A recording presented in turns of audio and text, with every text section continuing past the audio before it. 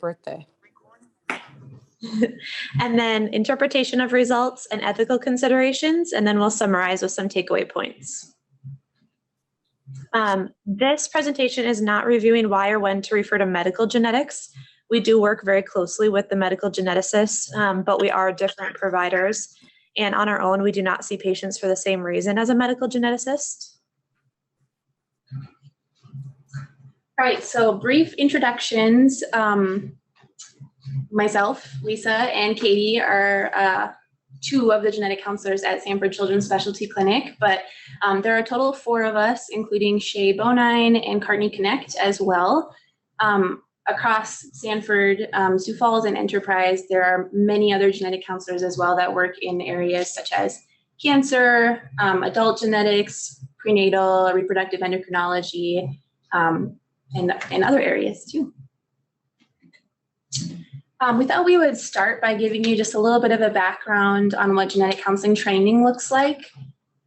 So to be a genetic counselor, it does require a master's degree in genetic counseling. Currently, there are about 50 programs nationwide that are accredited by the Accreditation Council for Genetic Counseling.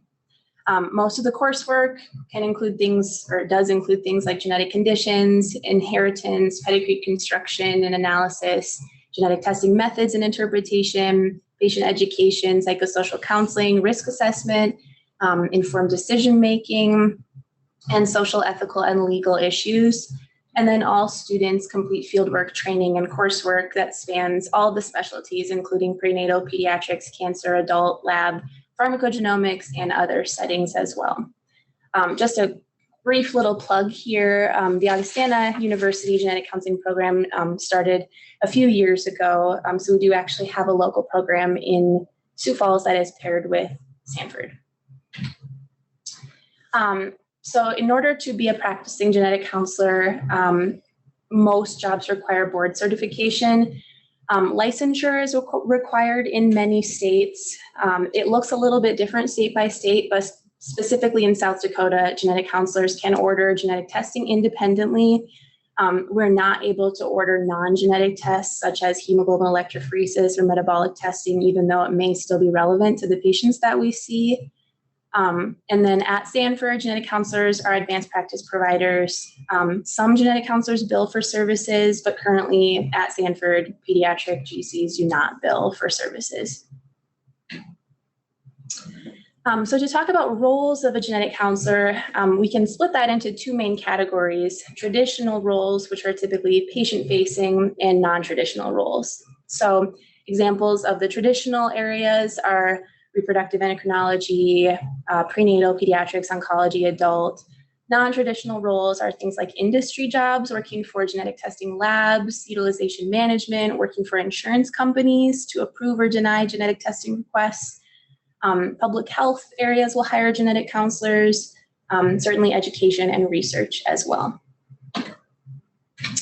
So narrowing down specifically to pediatric genetic counseling responsibilities, this is a list of things that we do regularly. A genetic counseling appointment can include one of these things, or it can include any number of them, and it ranges everywhere from intake to of a medical history, drawing the pedigrees and assessing them, educating the patients, psychosocial counseling, identifying resources for our patients, and then helping to choose the most appropriate genetic testing or the most appropriate person for testing. Great. So I'm going to go through some case examples to highlight the complexities of genetic testing and some different things to consider. The first thing we'll start out with is just that there's seemingly unlimited options for genetic tests. I just took a screenshot of a few different logos of labs that you might find on Google or labs you might have heard of, but this is definitely not a comprehensive list of the different genetic testing labs that are out there. According to Concert Genetics, there are more than 140,000 unique genetic tests currently in use, and an average of 10 to 15 new products added each day. So it's not easy to find one exact test that is going to be helpful if you're not familiar with genetic testing. And choosing the right lab is important for your institution, your patient, and yourself. So some general things that we consider are the lab's billing practices, If we have an institutional contract, or if the lab is billing insurance directly, what is their analysis pipeline? What is their final report structure? What is their methodology and coverage? And what is their follow-up testing policy? So in our first case example, we have an infant patient with ambiguous genitalia with presence of normal uterus and ovaries, and we want to test for congenital adrenal hyperplasia, also called CAH, by evaluating the CYP21A2 gene. So just picking two labs in your first investigation, you see that the lab number 1 offers next generation sequencing of that gene with reported 99% sensitivity and coverage of 99% at 20x. Lab number 2 offers Sanger sequencing with long-range PCR with reported 98% detection of disease-causing variants. So initially, you might think that just based off that quick summary that lab number 1 would be your choice, but in reality, lab number 2 is going to be our better option here. Because of the pseudogene in CYP21A2, long-range PCR Sanger sequencing is recommended for a more thorough evaluation of this gene. And actually, if you were to pick lab number 1, you could miss important variants and have inaccurate results. So it's important to look at that methodology when selecting a lab. In our second case example, we have a patient with developmental delays, seizures, ataxia, and stiffness. They had a brain MRI, which was abnormal with concern for Leigh syndrome or Wilson's disease, which is documented here on the MRI radiology report. Wilson's disease is a copper accumulation, and the follow-up copper studies were normal, which kind of rules out Wilson's disease. So genetic testing was pursued for Leigh syndrome, and the first time the test was done, it identified one pathogenic variant in the SURF1 gene, which is associated with Leigh syndrome. However, that's an autosomal recessive condition, so we would be looking for 2 pathogenic variants. And the lab we worked with in this scenario was aware of their automatic pipeline sometimes missing second variants in this gene. So they manually reviewed the data after the first run and found the second variant. So when we got this report, we can see 2 variants in the SURF1 gene, which coincides with a diagnosis of Leigh syndrome, which confirms the clinical suspicion from the brain MRI and phenotype. In case example number 2, we have a 9-year-old child with dysmorphic features and developmental delays. We ordered a neurodevelopmental sequencing panel and identified a variant of uncertain significance in an autosomal dominant gene. So at this point, we're kind of back where we started and not sure if we have enough information to give this family a more definitive diagnosis or if this variant is actually explaining the child's symptoms. So we talked with the lab about what else they will offer, and this is something to consider when choosing a lab ahead of time if they will offer any follow-up testing like this. So we asked the lab if they would let us test parents at no cost to help with interpretation of this result, and if there was any other follow-up that they would offer. In this scenario, the lab did offer free parental testing, so neither parent carried this variant, which means it was likely de novo in the child. Still did not change criteria, so it was classified as of uncertain significance. So we asked the lab if there was anything more we could do, and they offered free RNA studies to determine if this variant affects the splicing or expression levels. This is kind of an abnormal case because not a lot of labs offer RNA studies right now, and even less offer them at no charge. But it was important for our patient because the lab reclassified this variant as likely pathogenic after abnormal RNA studies. And so we did get a lot more clarification with this option, and we were happy that we had this lab and their follow-up offerings. Another point we talk about is just that there are different types of genetic tests. There's not one genetic test that can detect all genetic aberrations, so we need to consider our differentials for the patient and then the different test methodology that we can choose from. So in general, some types of tests that are more common would be a microarray, a karyotype, sequencing tests, DNA repeat analysis, RNA studies, or methylation. There are more specific types of tests too if you get into more rare conditions. And so I'll just go over an overview of what these types of tests are and what they're looking at. A microarray in general is just looking for missing or extra pieces of DNA, so looking for deletions and duplications of a certain size. A karyotype is looking at the structure and set of chromosomes. So this can find larger changes, like if there's an extra copy of chromosome 21 causing Down syndrome, or if there's a chromosome translocation causing a large deletion or duplication or imbalance of genetic material. There's sequencing tests, which is actually zooming in on the DNA to look at the individual letters of DNA and looking for small deletions or duplications or sequence variants. There's repeat analysis, which is measuring sections of DNA for repeated segments. There's many different types of genetic repeat disorders, but one of the more common ones you might have heard of is Fragile X syndrome. And so we know that everyone has a certain number of repeats of the FMR1 gene, but it only causes Fragile X syndrome if it's a large number of repeats. So this is a special test to count those repeat segments.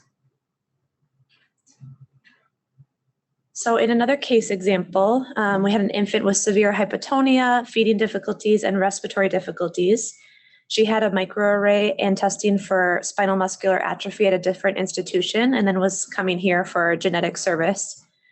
So the geneticist had recommended and ordered whole genome sequencing, which found a single variant in the NEB gene. However, and this is associated with an autosomal recessive condition called Niemelin myopathy. However, sequencing of the NEB gene isn't always enough. We know that there's a certain segment of that gene, exons 83 to 105, that can have repeat regions, and that would be missed from sequencing. So we had to order a second test to look at that region for repeats, and that test came back negative or normal. So then, now that we've ruled out Niemelin myopathy, we had to consider other genetic conditions, and we're concerned about myotonic dystrophy. That condition is also caused by repeats, but in a gene DMPK. So we had not checked for repeats in that gene yet.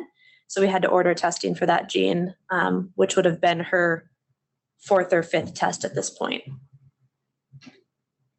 So in summary, there are many things to consider when selecting a genetic test. We went through some highlights of those, but we really want to highlight that you can ask the genetic counselor you're working with to answer these questions or look into specifics prior to ordering, because we don't expect everyone to remember all these different specifics that we consider when looking at genetic tests.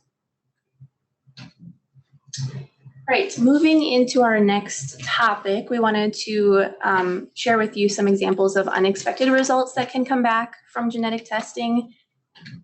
Very important to note that unexpected results are always a possibility, no matter how targeted the testing is. Oftentimes we refer to these as incidental findings, so really just any result that's unrelated to the reason for testing. Hopefully you guys like case examples, because this is maybe the most interesting way to talk about these. So this is the first one. We had an 8-year-old male with epilepsy. Neurology consulted a genetic counselor, recommended an epilepsy panel, very standard, 87 genes. Results did not reveal a clear diagnosis for his epilepsy. However, we incidentally diagnosed Klinefelter syndrome when the lab noted that there were 11 genes on this panel that are located on the X chromosome, and our patient happened to have a duplication or extra copy of all 11 of those genes, which is suggestive of Klinefelter syndrome. This is unexpected or incidental because Klinefelter syndrome is not typically associated with seizures. Very important diagnosis for him anyway. And confirmatory FISH was ordered and was consistent with that diagnosis. So he's being followed and managed for that condition now as well. Next case example, 4-year-old female with an abnormal gait. Parents are known carriers of spinal muscular atrophy. We ordered genetic testing for that condition, which confirmed that she does have SMA. The lab had also notified us, however, that in their quality control testing, when they get a sample, they want to confirm that they have the correct sample. If I told them it was a female, they're going to check X and Y chromosomes to determine that it is truly a female sample that they have. And quality control markers were suggestive of possible Turner syndrome, so they had contacted us to notify us of that. We did a confirmatory karyotype, and she did have mosaic Turner syndrome. So this is especially interesting because we were testing genes that were not X-linked, and we still diagnosed a sex-related chromosome condition. So lesson number 1 regarding sex chromosome aneuploidies, sequencing of genes on the X or Y chromosome could identify a full gene deletion or duplication suggestive of a sex chromosome aneuploidy. And the second lesson is that labs may identify a sex chromosome aneuploidy during quality control testing, even if you are not sequencing sex-linked genes. Next example is a 4-year-old male with multiple congenital anomalies. He had a prenatal chromosomal microarray that revealed multiple regions of homozygosity spanning about 5% of the autosome. You can see to the right here some of the symptoms that he's had, including cleft lip and palate, feeding difficulties, delays, brain malformation. Regions of homozygosity is kind of an interesting genetic finding. The illustration here on the left shows an example of what normal variation of DNA would look like between 2 chromosomes. You would expect that parents who are unrelated have some differences in the way that their genes are spelled. The illustration on the right shows a homozygous region where the DNA is identical on both copies of the chromosome, the same that came from mom and from dad. Often suggesting that parents might be close relatives to each other. So in this situation, 5% regions of homozygosity correlates to about 3rd or 4th degree of relationship, or parents being like first cousins or first cousins once removed. In this circumstance, the parents were not aware of being close relatives to each other. They were both from Guatemala, so it's also possible that maybe their ancestry played into something, or if they were both from the same small village, maybe they were distantly related, and the regions of homozygosity was showing maybe that they were closer than expected. So the outcome of this case, when we have regions of homozygosity, we go sifting through those genes then using different databases to look for recessive disorders that might match our patient's phenotype. In this case, we did find a gene, TMC01, that looked like a really good match for our patient's symptoms. It has the cleft lip and palate brain malformations, rib anomalies, a lot of the same problems that our patient was having. So we ordered sequencing, and we did confirm that he had homozygous mutations in TMC01. For these parents, since they're both carriers, recurrence risk would be 25% for each pregnancy. Next example was a 4-month-old female admitted to the PICU. This was a really complex social situation. Mother and maternal uncle were involved in the child's care. Paternal family history was not known. Consanguinity was denied. A microarray was recommended by the geneticist to rule out Williams syndrome, and enzyme testing for Pompe disease was also recommended at the same time. The outcome of the microarray revealed a very high percentage of regions of homozygosity, 13%, which is consistent with parents being second-degree relatives. Enzyme testing was positive for Pompe. We analyzed the regions of homozygosity, and the GAA gene, which causes Pompe, was actually not in the regions that were reported on the microarray, but the reason for that is because it was the size of the region was below the reporting threshold. So in this case, the enzyme testing was really helpful to make the diagnosis. Sequencing was able to confirm that there were homozygous variants, and that region was just very small below what could be reported by the microarray. And then this example of a NICU consult for twin boys born prematurely, respiratory failure, encephalopathy, jaundice, family history of infant loss, heart defects, seizures, and cerebral palsy. The geneticist recommended rapid whole exome sequencing. Whole exome sequencing is a trio-based test, which means that we need to include parental samples to help compare to and help interpret the child's results. In this case, the lab notified us that they couldn't complete the testing because the sample we had given them labeled as the father was not a biological relative to the boys. So that's a difficult conversation to have with the family, but eventually a biological father was later identified, participated in testing, and in this case, we weren't able to get a diagnosis for that family. So a few important lessons about unexpected results regarding family relationships. First one, consanguinity, so parents being close relatives to each other, is detectable by a chromosomal microarray. Theoretically, really any trio-based testing could also identify that. Regions of homozygosity often don't diagnose a genetic condition, but they can give us a clue to look more carefully in those areas for recessive disorders, where we might need to order follow-up sequencing. So very, very important pre-test counseling that we talk to families about the possibility of finding these things before we ever do testing so that it isn't a surprise when it comes back. Lesson 2 is misattributed paternity, also referred to as non-paternity. Again, highlights the importance of pre-test counseling. Anytime that we do trio-based testing or targeted testing for parents, we do talk about the possibility of accidentally finding out that either of the parents may not be biologically related to the child. We always ask them if they have any concerns about that and to let us know, because the lab will absolutely detect it if it is present. All right, next example is a newborn infant evaluated for multiple congenital anomalies, anemia, and respiratory failure. The geneticist recommended rapid whole exome sequencing, again, a trio test to determine the cause. The patient had a likely pathogenic variant in RPL15. This is a gene associated with Diamond-Blackfan anemia. Interestingly, the variant was also present in the mother's sample. So for those of you that aren't familiar, Diamond-Blackfan anemia is mainly characterized by anemia, congenital malformations, growth concerns, and an increased risk for cancer.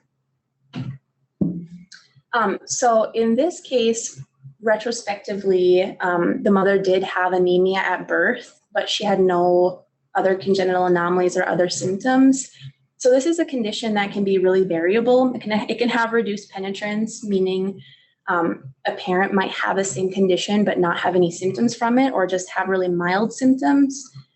So in this case, making that diagnosis for the mother was definitely a surprise, since her child was so much more affected, but it is still really important for her own health. She's getting screening for anemia and the malignancy risk, and it will be followed by medical genetics and hematology oncology. Next example is a NICU consult for a 3-day-old female due to hypotonia. Family history was negative other than distant relative with SIDS and distant relatives with atrial fibrillation. The neurologist recommended repeat analysis of DMPK. Upon meeting the mother especially, there was very high suspicion for myotonic dystrophy type 1. So the infant did test positive for congenital myotonic dystrophy, and she had over 1,200 CTG repeats, as Katie talked about before. Again, this is one of those repeat disorders.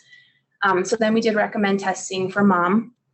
Even prior to the results coming back, mom unfortunately had a cardiac arrest. Fortunately, they were able to save her, and she had an ICD placed, but the results did confirm that mom actually has a classic form of myotonic dystrophy as well. She had about 300 to 500 CTG repeats. Just a little fact about myotonic dystrophy, it is associated with anticipation, meaning the condition generally gets worse between generations, which is why mom was definitely affected, but her daughter was much more severely affected. So this type of unexpected result, diagnosing a parent, lesson 1, a parent may be diagnosed by trio-based testing or by subsequent targeted testing. They may not have the same symptoms or severity as the child, so sometimes this can come as a shock. And then that lesson 2 is that parents may have a lot of feelings of guilt that they passed something on to their child or they gave them the health problems that they're having. So this again just highlights the importance of pre-test and post-test counseling, making sure that parents understand the possibility that we could find something unexpected, like that they have the same condition as a child, and then certainly talking to them about coping with that diagnosis for themselves or any feelings of guilt that they're having, getting them the appropriate resources or other form of counseling if they need that.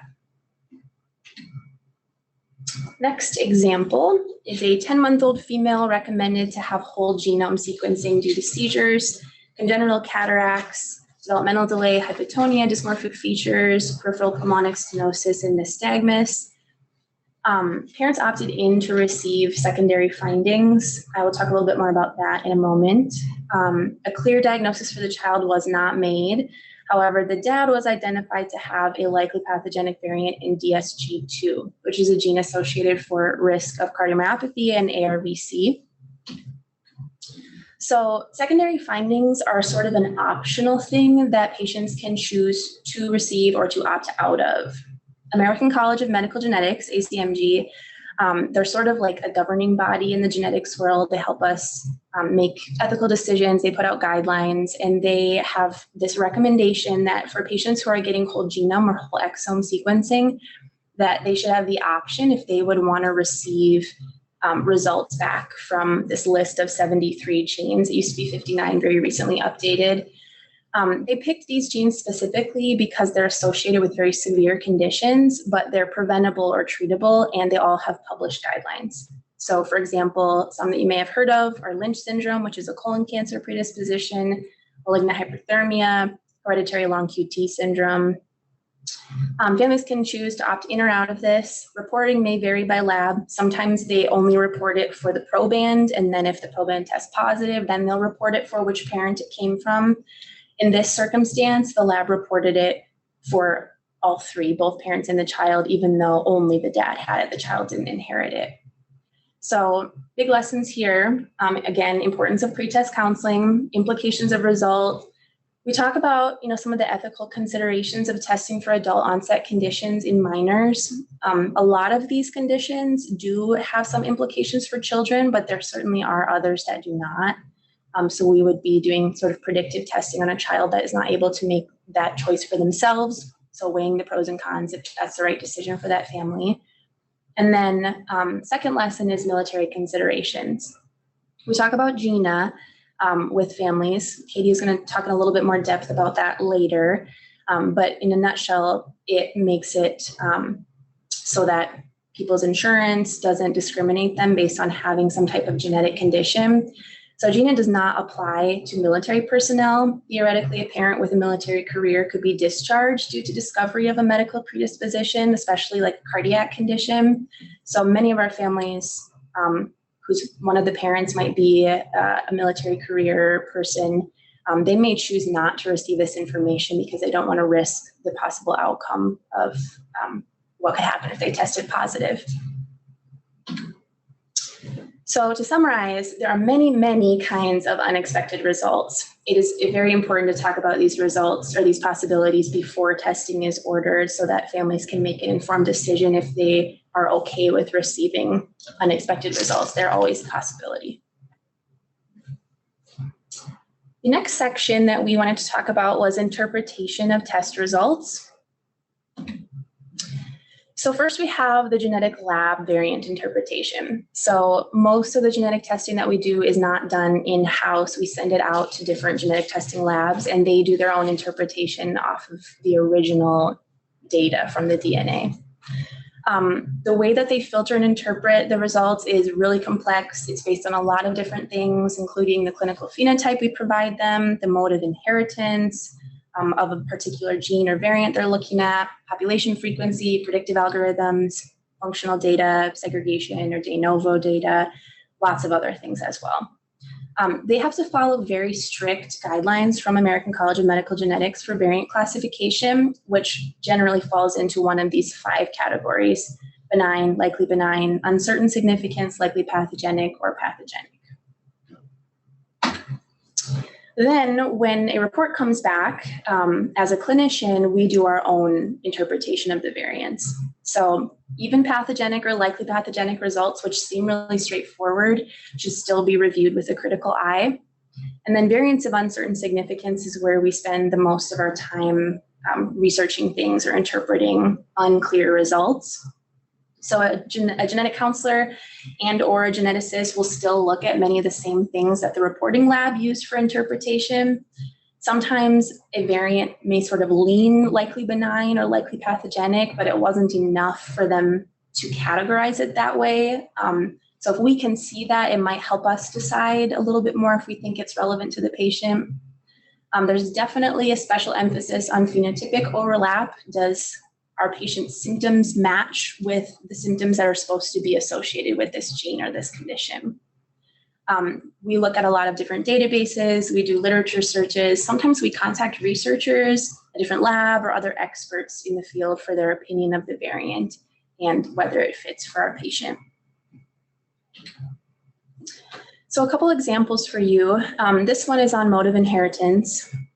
We had a patient where the family came into clinic. they were incorrectly told that their child had Smith-Lemli-Opitz syndrome after genetic testing revealed a pathogenic variant in DHCR7.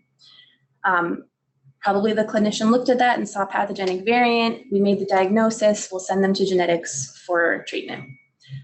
Smith-Lemli-Opitz is actually an autosomal recessive condition, meaning that you have to have 2 variants in order to be symptomatic. So in reality, this child was just a carrier for that condition, didn't have any symptoms of Smith-Lemli-Opitz, and then she was recommended to have additional testing to figure out what was causing her symptoms.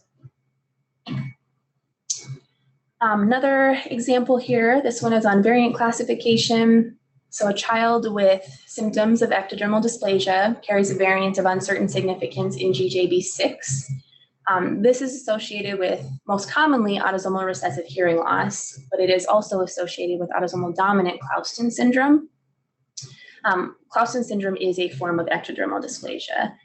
So upon physical exam with a geneticist reviewing the variant and the literature, even though the lab had classified the variant as uncertain significance, we gave the diagnosis of Clauston syndrome to the family because we felt that it fit her symptoms so well.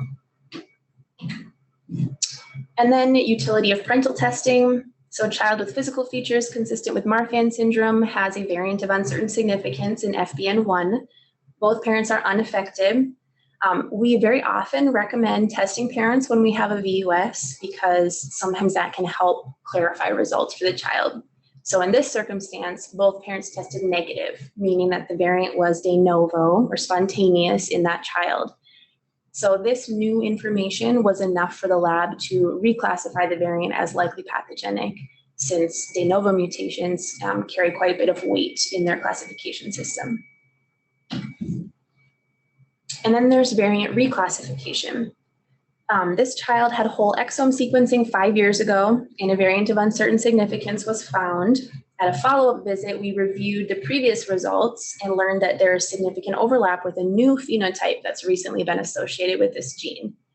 Clinician asked the lab to reanalyze the data from the WES, and the variant is then reclassified as pathogenic, and we have a diagnosis for our patient who followed up 5 years later from their first testing.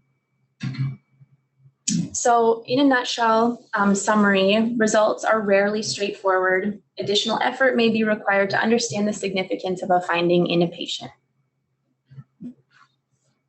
All right, our last topic here is just some ethical considerations for genetic testing. We've touched on some of these a little bit already, but I'll go into a little bit more detail. So one thing to consider is just what types of results can we find. In this case example, we ordered a microarray for a child with autism spectrum disorder, and the test result shows a duplication of uncertain significance in 11q13.1, and that region includes part of the BANF1 gene. As you guys have probably seen, results will immediately release to my chart recently, and we didn't always have that concern with genetic testing, but in this circumstance, the parent Googled it before we had a chance to talk with them and found out that the BANF1 gene is associated with a progeroid condition. It's typically associated with autosomal recessive Nestor-Guillermo progeria syndrome, which I included some pictures of at the top there. But in this case, we did not have to be concerned about that for the child. 1, because it's a variant of uncertain significance. 2, because it's a duplication. Typically that condition is caused by sequence variants, and it's also recessive. So again, we have to have genetic changes on both copies of that gene, where she just had a duplication of uncertain significance on 1. And then finally, because she does not have any of the features of a progeroid condition. Another thing we consider is if the testing is medically necessary. In this case example, we have a parent of a 10-year-old child who wants MTHFR gene testing because she read that having the MTHFR gene means you should not be vaccinated, as it can cause autism, behavioral concerns, and toxicity. There's a lot of information about MTHFR online, on Facebook, on blogs, and so we get a lot of questions about this. It's actually not scientifically warranted in most circumstances. Over 50% of people will have one of the common MTHFR variants, which are called C677T or A1298C. And many of the effects that have been attributed to MTHFR variants are actually just common to the general population as well, which is our classic case of correlation does not equal causation. But there is an actual genetic condition caused by variants in the MTHFR gene that causes hyperhomocystinemia. So if that is something that's actually of concern, the primary doctor or whatever doctor is concerned about it can check for levels of homocysteine in the blood. And we actually don't recommend testing of the MTHFR gene in most circumstances because it's not medically necessary. We also have to consider if the testing is recommended. So in this circumstance, we have a mother with a known BRCA1 variant that wants to test her 9-year-old daughter. And the BRCA1 variant is associated with hereditary breast and ovarian cancer syndrome, so a high increased risk for breast and ovarian cancer. And if someone tests positive for a BRCA1 variant, there are screening guidelines. So starting self-breast exams and breast awareness at age 18, clinical breast exams at age 25, and then annual breast MRIs and mammograms at increased intervals after that.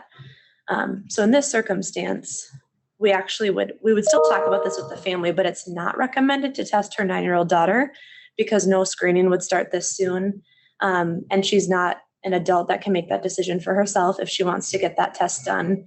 And there can be increased anxiety and guilt, especially in the circumstance where if she found out she does have this genetic variant and she can't do anything about it for several years, that could just compound.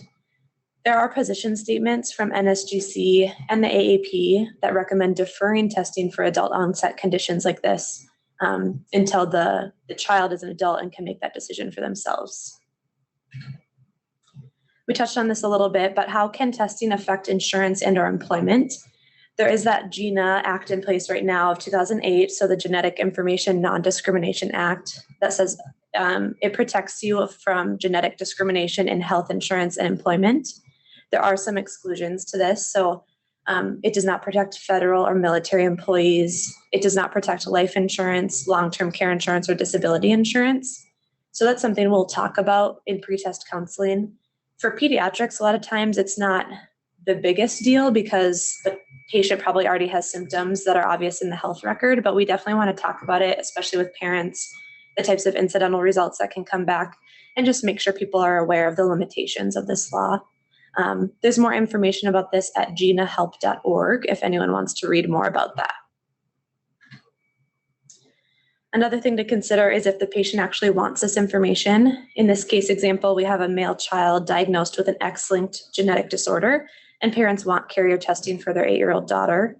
So we first have to consider if there's any chance that the female could be symptomatic even as a carrier, and if so, then that would be a reason to consider testing.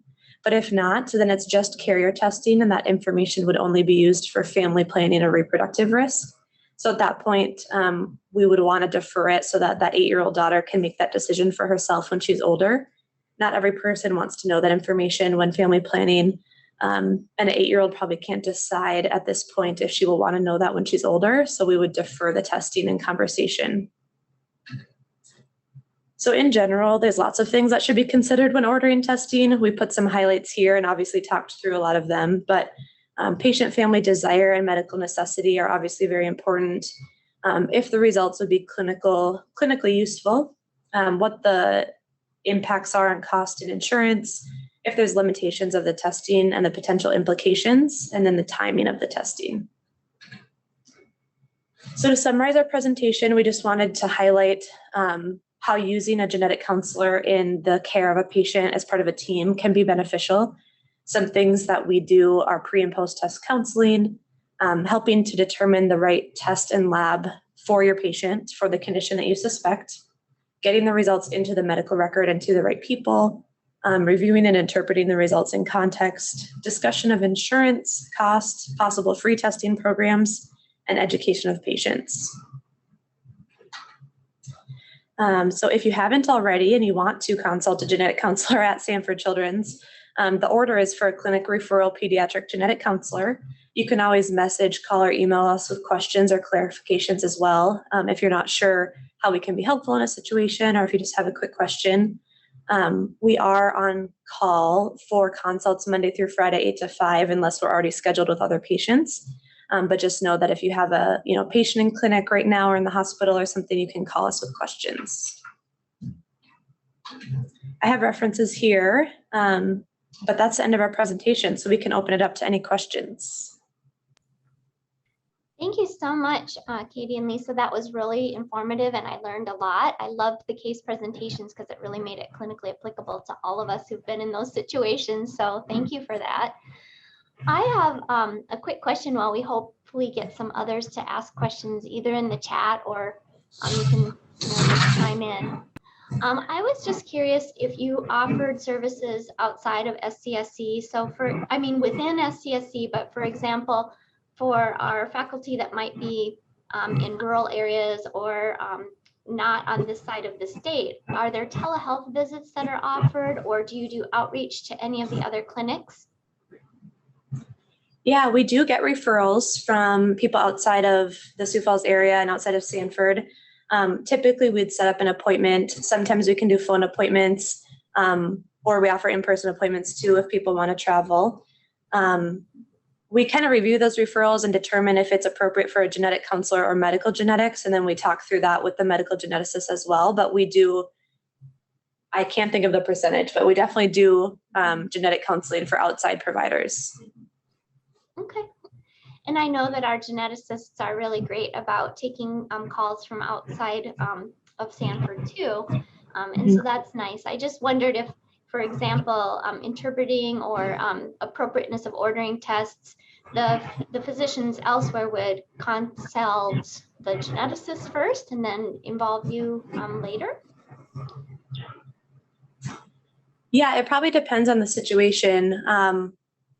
Like if a outside GI provider wants to order a cholestasis panel, sometimes they'll just work with a genetic counselor specifically because they know what tests they want to order, and they just want us to help, do pre-test counseling and order the right test. But yeah, in other situations, if they're not sure exactly what they want to do for a patient, then they're probably going to be consulting medical genetics first, and then we'll be involved in that process too.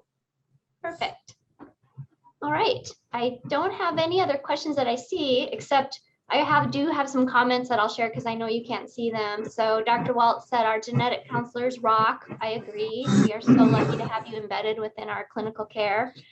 And Rachel Lee said, great presentation. Thank you so much. So you should be commended for that. It was a really nice presentation and very nicely done and very informative. So anybody else have questions?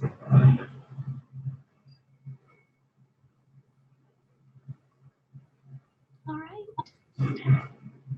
Well, thank you so much. And we really appreciate you giving this informative lecture. So thanks. Yeah, thank you.